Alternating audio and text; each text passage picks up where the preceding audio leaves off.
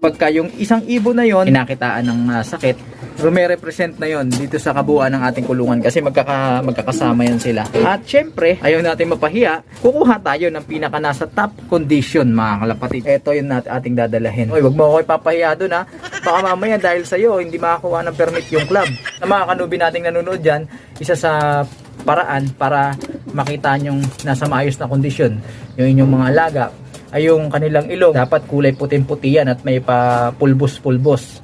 Hindi pwede yung parang kulay pink or namumula. Hindi magandang senyales yan. Tsaka dapat yung mata ay talagang clear at matingkad yung kulay, hindi yung parang maputla.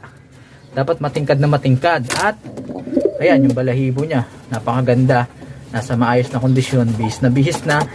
Tsaka yung alertness niya, ayan yung attentiveness niya, ayan. Hindi yung nagmumukmuk lang na parang